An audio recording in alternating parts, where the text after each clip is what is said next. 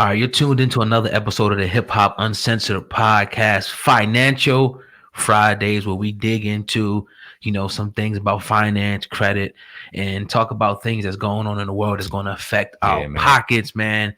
I'm excited to be in the building tonight, as always, with my co-host Sam Ant. Yes, sir. And a great friend of mine, Darrin Marion, Retail SEO. And another great friend of mine's Khonsu the God, Khonsu Shesmu Amu, man. So peace, man. How you feeling tonight, man? I feel blessed, man. I feel great coming off a very phenomenal interview with our man Hocus 4/5 coming all the way from the Bronx yesterday. Y'all guys check that out on iTunes, Spotify, Google Play, all the major online outlets. The raw, uncut interview, real dope. Coming in here, man, with a blessed day to come in here with you to do what we do. Yeah, man. Real glad to have our brothers Darrin, our brothers Khonsu in the building for Financial Friday, man. All is love. How are you, man? Excited, man. I'm going to jump into the program and just let the two guests just give a brief introduction of themselves and what they do, and then we can dive right into the topic today. So I'll start with brother Darrin Marion, and then Khonsu can pick up right after him. Right on, man. Yeah, Darrin Marion, Retail SEO. So I help businesses get found on the internet. But in the previous life, man, I've been a banker for 20 years, man, a stockbroker, financial advisor, registered investment advisor, putting a security or commodity in the world that I could not sell. So,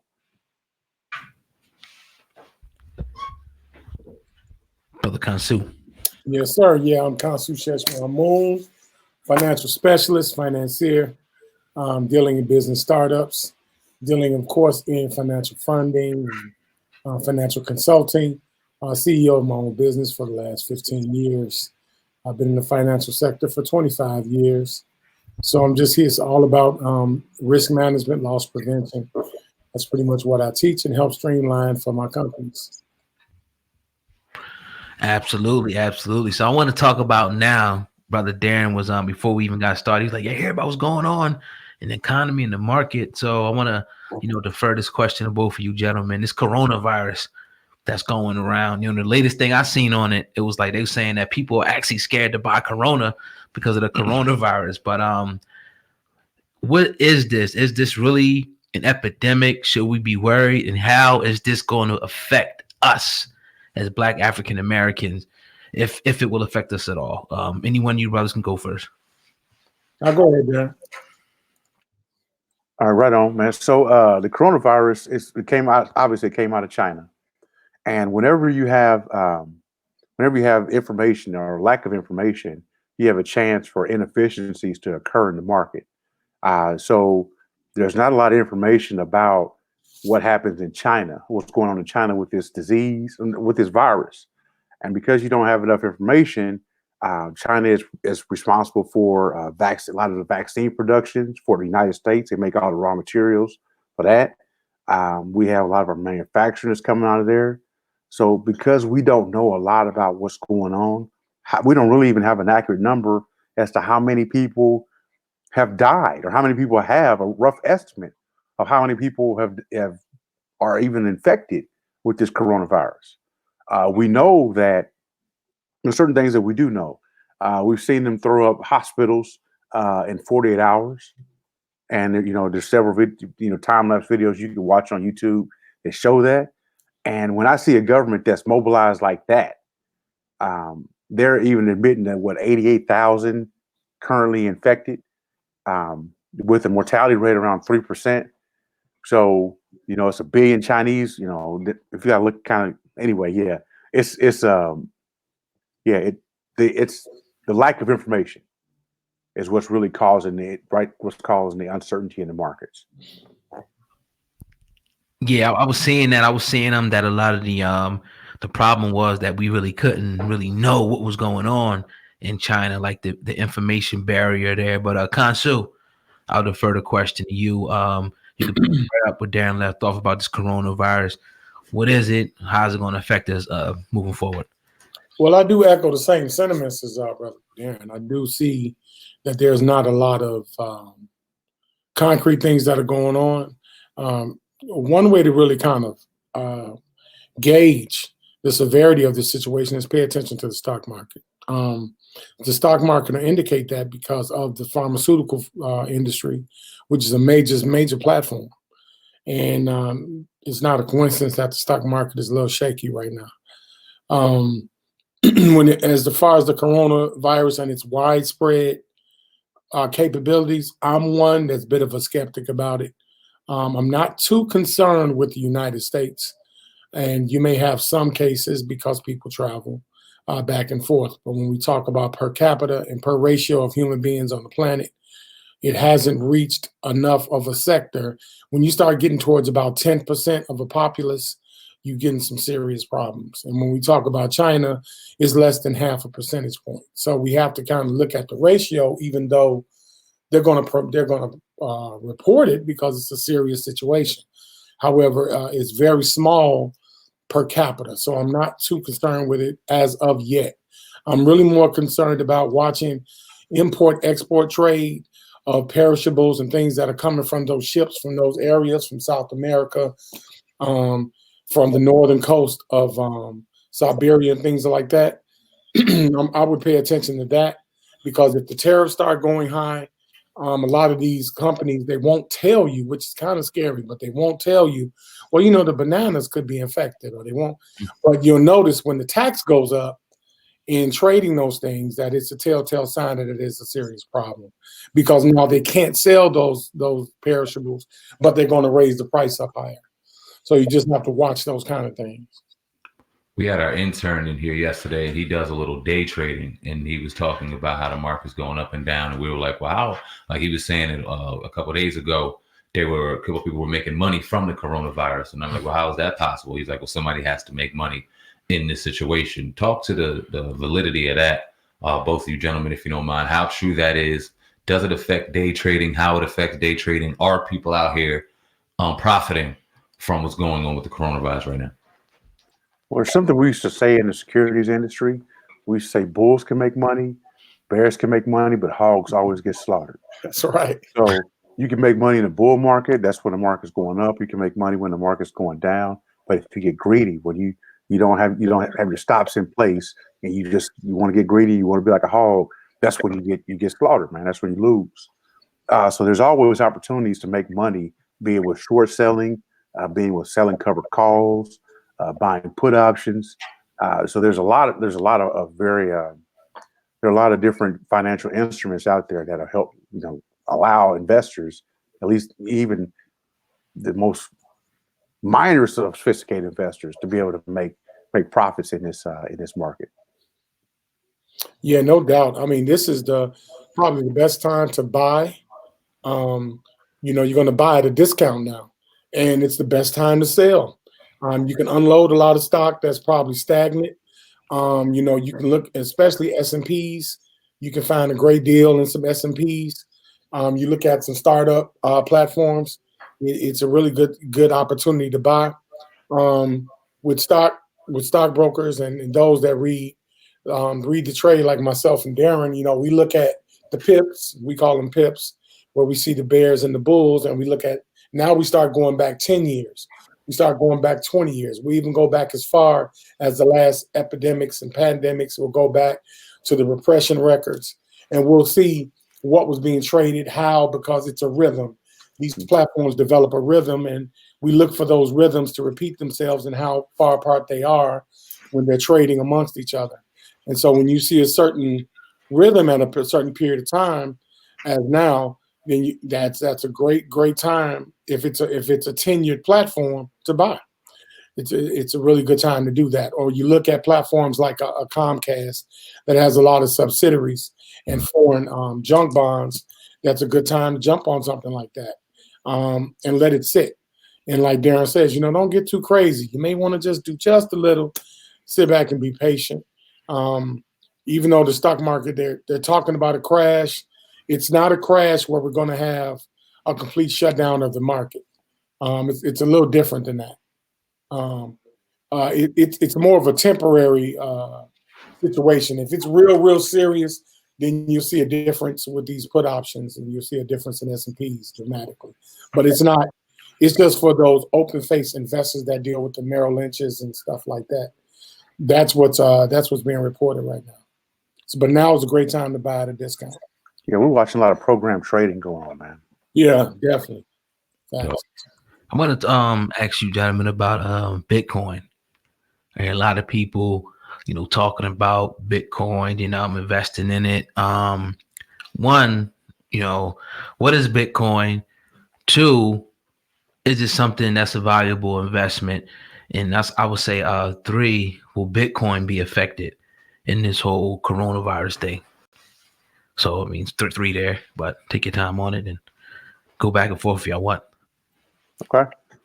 All right. Well, Bitcoin is a technology. It allows you to. It's we call it cryptocurrency. So it's a technology that ensures a direct chain, so you can understand exactly who has who has the piece of information, who has actually, who has the piece of information that came from somewhere else. So it can't be counterfeited. And whenever you have that counterfeit, that lack to be things to be able to counterfeit, you have that increased certainty. So the more increased information that we have about something, more increased certainty, the higher value things are. Like a large cap stock, like a Walmart. We know Walmart generally isn't going to go anywhere. So the Walmart stock price is going to always be fairly high, just like with Bitcoin. Bitcoin also is not negatively correlated with the stock market. There's really not a lot of correlation, direct correlation with the stock market, meaning it's not going to move in the same way that the stock market moves. It moves independently. So it's another piece of an asset class that anyone wants to have in a healthy portfolio. Pretty much anyone should have this form of cryptocurrency, just because it's just like holding dollars from a different type of dollar in your pocket. Mm-hmm.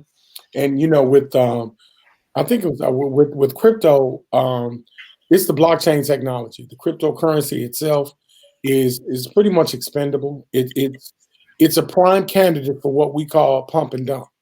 And so I'm always cautious with Bitcoin because they create what is called a white paper. But trust me, they sound so convincing. You just believe it's going to go well, and then nothing. And the current Bitcoin has been kind of partitioned, where now you have a Bitcoin that's actually traded openly in an IPO, and then you have a traditional Bitcoin, which is crypto based. So it's pretty much government regulated, believe it or not. It's not as impenetrable as one may think. If I was to deal in Bitcoins, it's not affected by the coronavirus. It wouldn't be. I would invest in the actual technology of the Bitcoin and not the actual currency, meaning I would mine currency. I would invest in the mining mechanisms like a mining house overseas, usually in the Asian market and the German Northeastern market.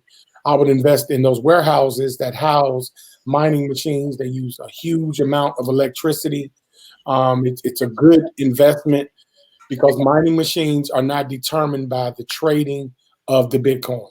It's the blockchain technology that now banks are starting to adopt. Security companies are starting to adopt.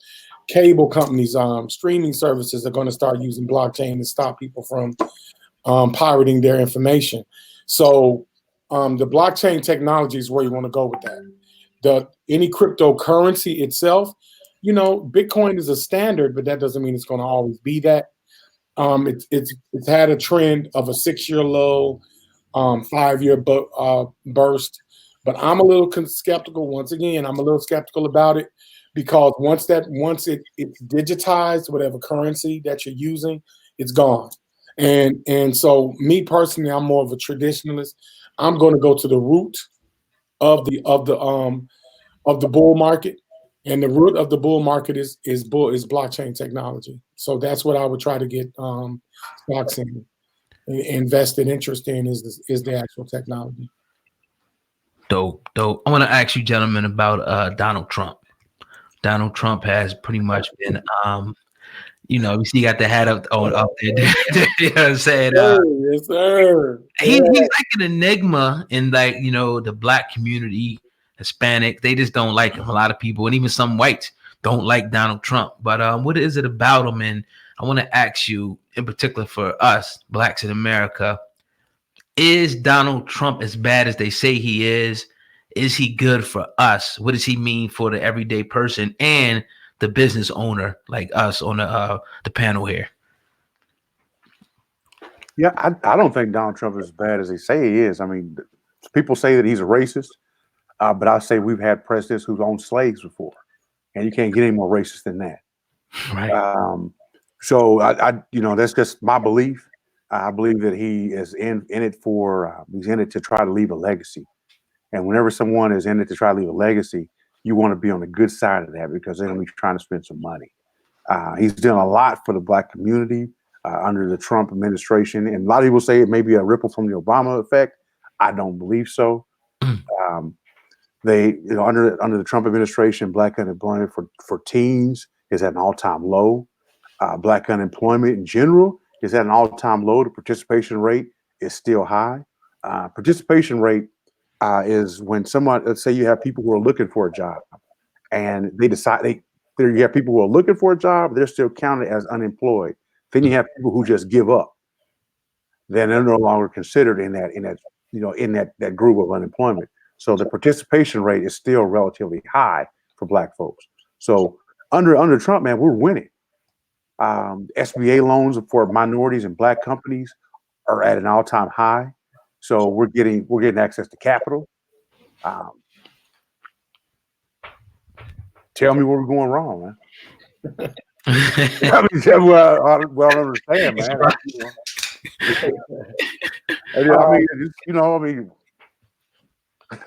Nah, I mean, I believe you. Same way we've had,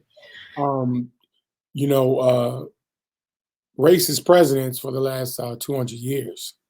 I think it's a misappropriation of understanding, number one, the political process, the responsibilities of the heads of state, what the president's responsibilities and capabilities actually are, and then the misappropriation of a lot of social political constructs, such as socialism, capitalism, Marxism, communism, Orientalism. All these things are not really understood because they're not taught at a grade school level, going into high school at a higher rate.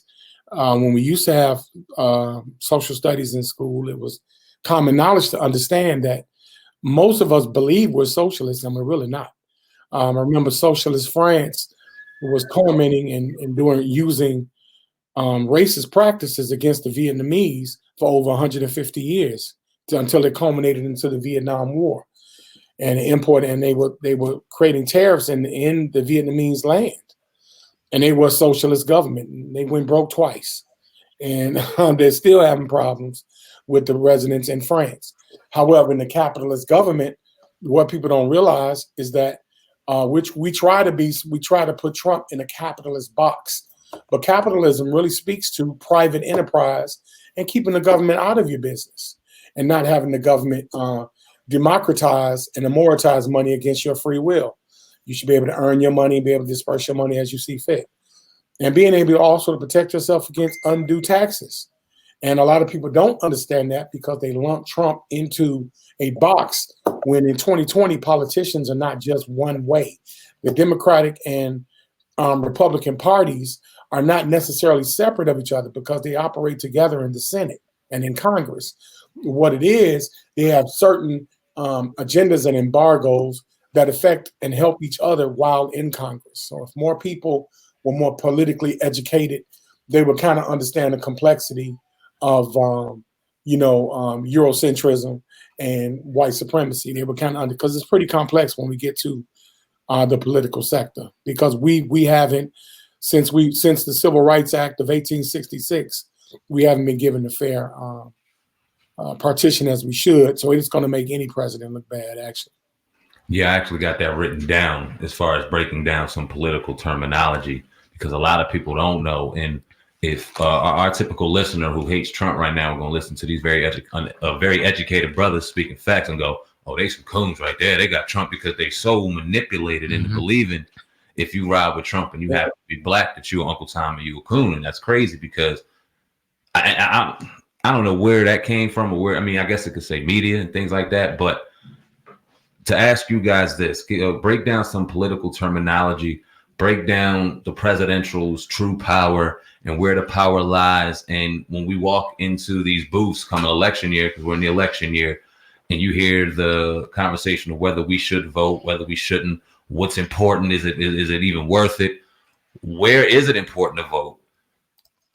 Break down some political terminology just to give our listeners a better understanding of how this shit really works. I know. Well, it's most important to vote in every election. I've never missed an election since I've been able to vote. If it's from local to national, it's important to be heard. People actually died for you to have that voice, to be able to have that say. So it's important to be able to do that. I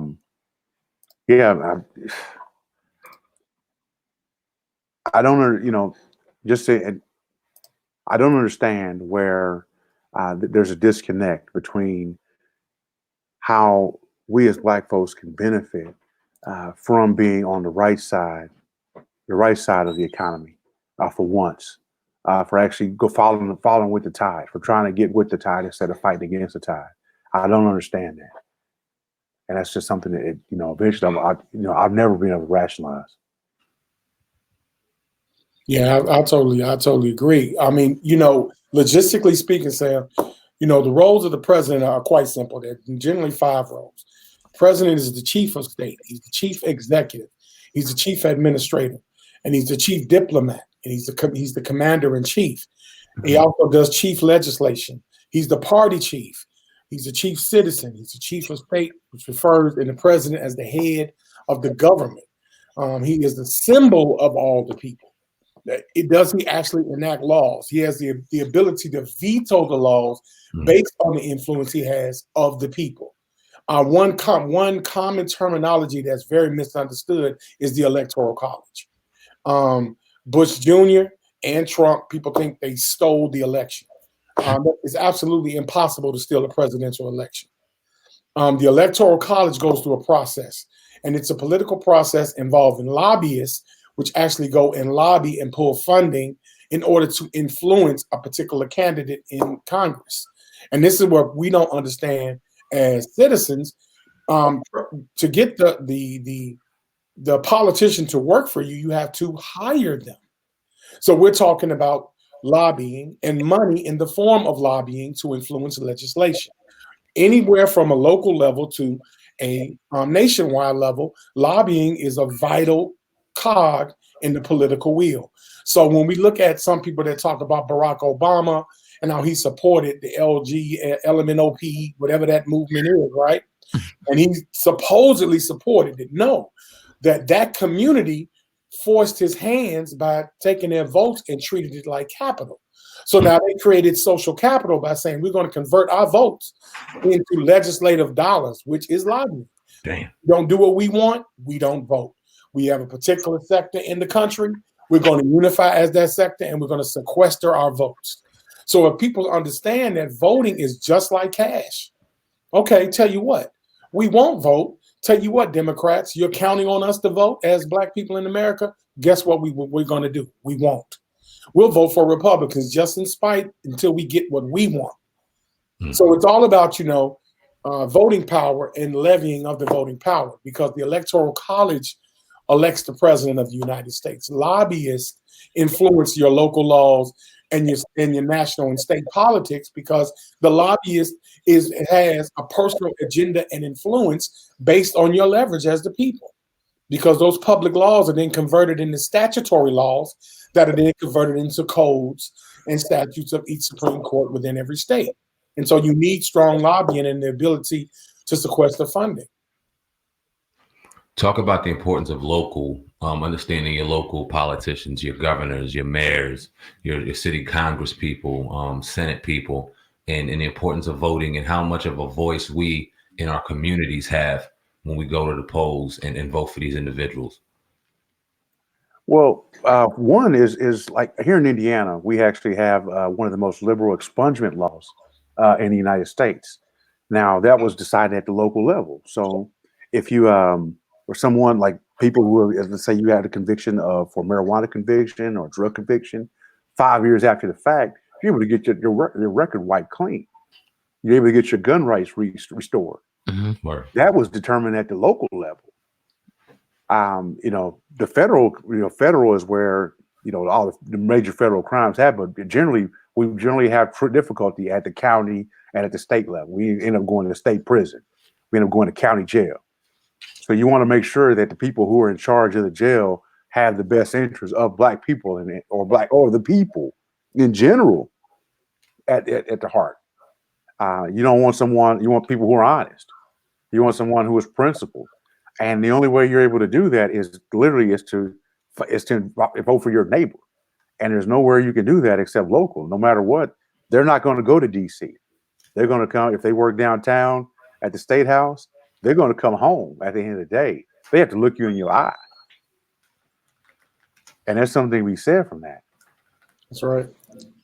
Yeah, with local politics affects your state of living. It affects your living wage. Everyone gets paid a wage, but each state has a living wage.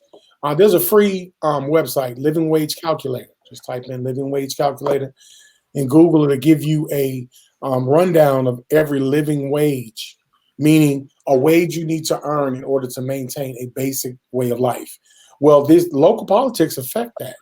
How you get state funding from the Capitol is affected by your local politicians, because you're talking about your senators and your representatives and your congressmen, which have to go to Washington, D.C. and convene on behalf of those particular group of people that domicile in that sector, be it Illinois, Georgia, whatever state of the union. It's addressed by the president as an economic fiscal partition of every 4 months. So you want to be involved in local politics in order to affect how your representatives, being the senator, being the congressman, and your aldermen in some areas, are able to represent you on a national scale, because we have a census. Always make sure that you file for the census, because you want to receive adequate partition of federal funding. Make sure you attend all of your local CAPS and DARE meetings, school politics. A lot of parents get involved in the school board, become president, become administrators, get involved in that process, so that, again, the local leverage of voting can bring back quality to your particular neighborhood. Maybe you need a stop sign. Maybe you need influence with judges in your particular district. It's really important that the local politics be understood, because a lot of that stuff goes overlooked. A lot of these local courthouses, the federal courthouses, which are district, and the municipal courthouses, which are circuit, we don't even pay attention to the judges we put in those seats.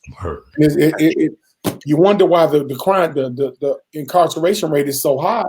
There's no regulation of these judges. Yeah, in college, man, I actually helped somebody get elected judge, a lawyer get elected judge. When some of my fraternity brothers get in trouble, or we get in trouble, hey, I helped the judge get elected. Right. So he's going to have a different kind of consideration. That's right. Yeah, making some real great points. I wanted to ask you guys about, because Khonsu, earlier you were talking about how the LBGT movement pretty much, forced Obama's hand, and you typically don't see that in the Black community. All the stuff you guys were naming, like it seems like a lot of time we complain instead of galvanizing the people and saying, all right, we can use this for this. We can get on city council. You'd be surprised. A lot of these small towns, you can get a lot of stuff done, starting on school board, being a councilman. We know a councilman who moved all the way up to mayor in Atlantic City, a couple towns over. So the question I want to ask you guys, I don't know if you guys read Black Labor, White Wealth, Claude Anderson. Oh, yeah. In a particular part in the book he put in there, he put that Blacks wouldn't be able to pretty much emulate the blueprint or success of immigrants. Do you agree with that? And how would Blacks be able to start to, build our economy strong? We could become a dominant player in the world again. You know what I mean? Because it seems like, by all accounts, we don't control the right industries, I should say. I think we can right now with programs like micro lending programs, which is where a lot of immigrants populations they really start to excel and they exceed, is they pool their funds. I may not have $1,000, but I might have 100. I may not have $100. I may have 10. You put your 10 with my 10, we now got 20, and so our buying power is increased. I think that there's little small pockets that are of of blacks that are realizing that actually have a good understanding of how the economies work, how you build banking, how you build systems. So there's an increased level of understanding. And whenever you have an increased level of understanding, people make better decisions, and information is shared. So with more information you have, again, the higher value things are. Yeah, that's really true. And this is a really good question, though, God. It's really important when understanding one major factor in the United States. Now, this doesn't apply everywhere, but in the United States, it's a term called interest. Interest, when it's not understood, can either be a weapon against you or it can benefit you. Two basic rules are the rule of 78 and the rule of 72. The rule of 78 teaches you what the financial institution that's lending you money or financing whatever item you willing to possess, how much money they're going to make over the course of the fee schedule, meaning how many months you pay a certain particular fee when financing.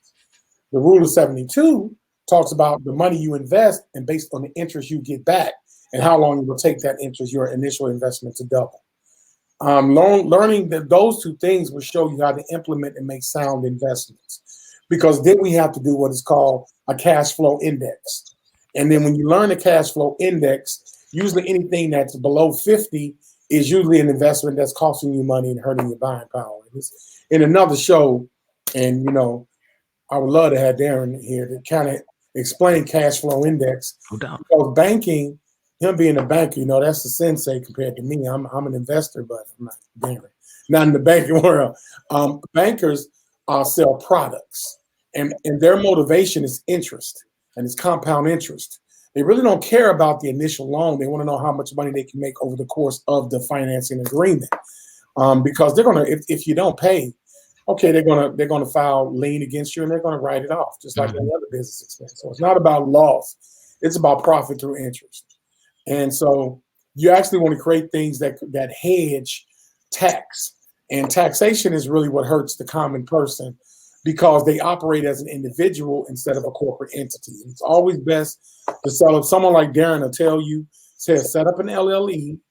Even if you're not working a business technically, set up an LLP, set up an FLP with your family, start creating housing corporate entities that we call LLCs and incorporations and S corps and corps, and defer the tax through tax write-off.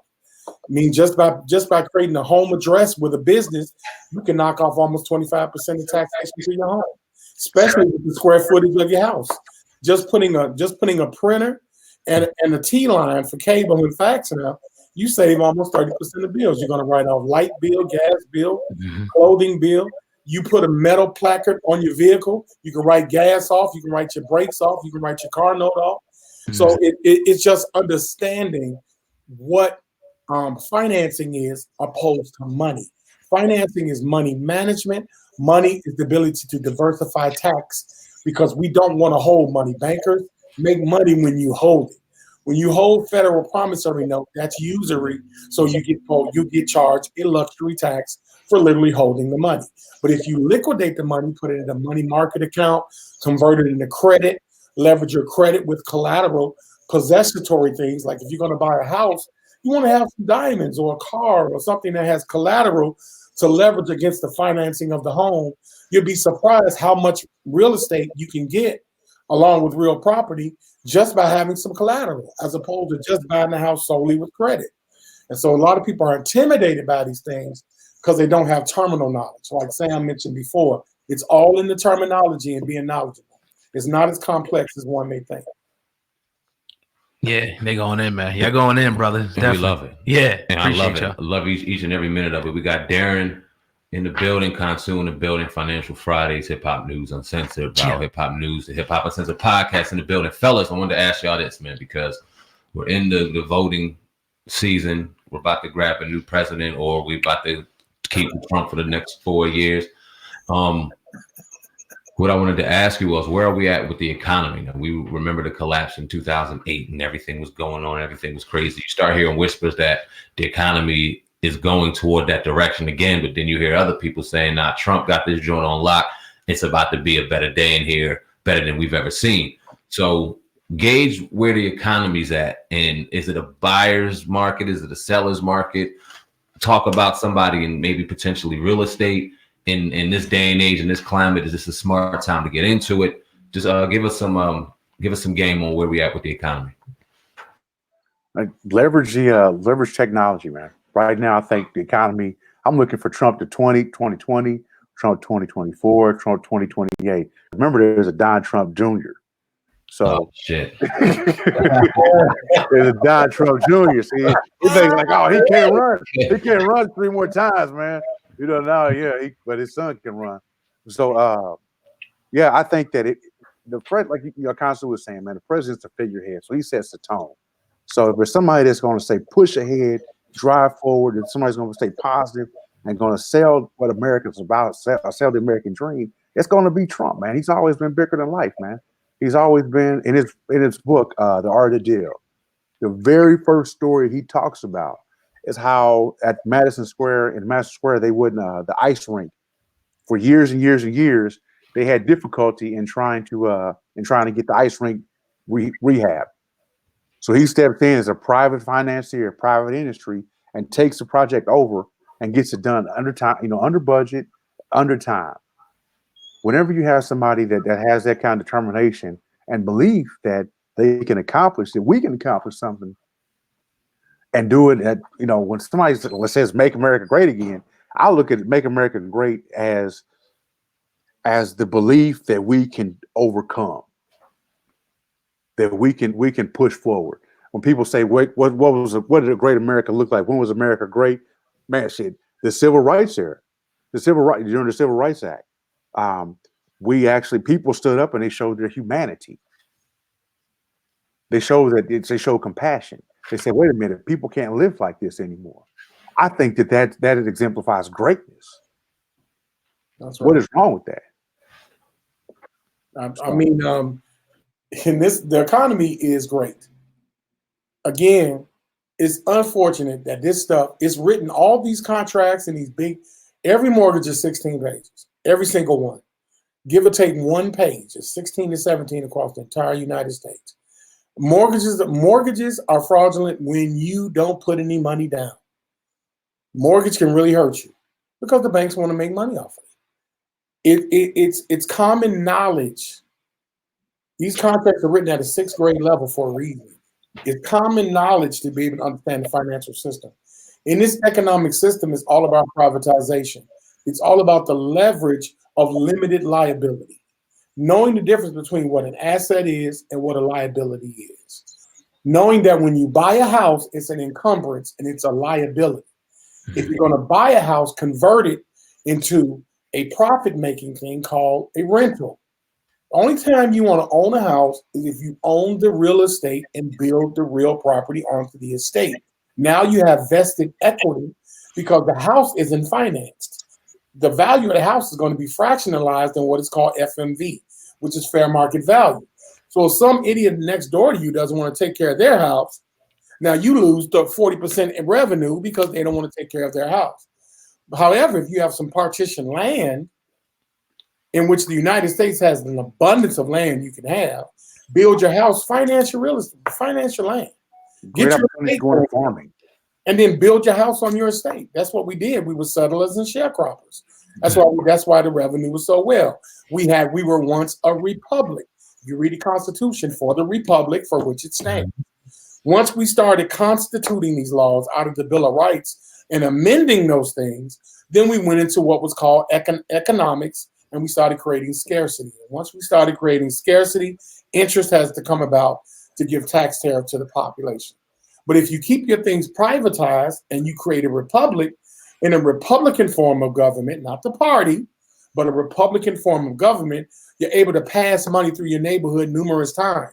Similar to what the elder talked about that in his Powernomics books, even though me personally, he's a bit dated now. That was 2005 information. It's a bit dated now. It's totally different. But he had the right idea. And being able to privatize and leverage against this new thing, this new debt, this new credit system that's going on in America, which actually gives you the opportunity to independently create wealth and perpetuate it over at least 200 years if you know how to set your estate up correctly. I'm good, man. Yeah, man. There's nothing but fire, man. We're reaching the 40. Life insurance. Buy life insurance. Buy life insurance. Oh yeah. Go ahead. Go drop that. Drop the life insurance. Go ahead. Yeah, buy life insurance, man. That's the I just got a physical. It's funny, I just got a physical, man. I up my life insurance amount. It's a great time to do that. Yeah. You start to make more money. You start to, that's the fastest way to create generational wealth. Facts. Life insurance premium, when life insurance, the death benefit is paid, it's paid tax free. They don't ask any questions. So if you got $1 million life insurance policy and you pass, at the end, when you pass, the insurance company writes your family or whoever the beneficiary was a check for $1 million, and they hand it to them. That's a great way to start off your family. That's right. And it's the way you could build, like with a convertible term insurance policy. You're able to buy, hundreds, and especially if you do it, buy it when you're younger. You buy $500,000, buy $1 million life insurance policy. Spend the $30 a month. Mm-hmm. It's worth it. That's right. And with that, and I'm glad you mentioned that, Darren. It's another term that's critical to understand. It's called probate. Probate can really destroy a family. It's very devastating when you don't do the simple things that prevent probate, like a trust, like a pour over will. Make your trust revocable. Collapse the will into the trust. Because what the trust does is protects your estate. Because the minute you pass, if you have any debt, then the state's going to step in, obligate that debt first, and then give you the remainder of whatever beneficiaries inheritance that you have. However, if you collapse it in the trust part properly, you hire an attorney as a trustee, you maintain yourself as a beneficiary, you can sequester those funds from any probate action from whatever state that person is residing in that was thoughtful enough to leave you in the benefit package. Because that is really important. Life insurance is why most of the European people who learned it from sharecroppers, we had the market cornered on life insurance. And they cornered the market when we started having private banking. They cornered the market on that. Families were instantly wealthy. They understood the old Rockefeller adage, control everything, own nothing. It isn't about ownership. It's not about putting your name on that piece of paper. It's about creating an inheritance, protecting it corporately, and also diversifying in things like insurance bonds. Because bonding is solid. It's a very consistent means of asset protection. Powerful information, man. You brothers put it down, tonight. Once again, before we get out of here, though, I want you guys to drop your handles where people can actually find you if they wanted to, talk to you or reach out to get some of your services. Right on, man. Just Darrin Marion, man, or Darrin at Blurred Planet, Darrin at Retail SEO. So be a blurred, man. Yeah. Yes, sir. Albert Higgins, you can reach me at Khonsu at blurredplanet.com. KHONSU at blurredplanet.com. You can reach me at Khonsu Sheshmamoon on YouTube channel, same name on Facebook, and Khonsu19 on Instagram. Dope. I'm sitting here writing down notes for next week's show, man. I can't wait. Yeah. I'm super. I appreciate you, brothers. We appreciate you, brothers. As always, dropping knowledge, dropping dimes. It's going to go over real well for the podcast as people are driving and getting their morning started. I hope it motivated y'all. Yeah, man. Real dope. Yep, definitely, brothers. But once again, every Friday, we'd definitely like to have both of you brothers here at 7 p.m. Actually, next Friday, we're going to start doing it live. Yeah, we'll be busy. So just get ready. Yeah. So, get ready. We'll start, getting gunfire. Definitely. Just having some fun, man. Y'all got a lot of knowledge, man. It feels good, that we know you brothers, man, for real. That's definitely. Yeah, but enjoy your night, man, on there with the fam and whatnot, and do your thing. We'll be in touch, brothers. Right on, yeah. Peace and power, y'all. Peace.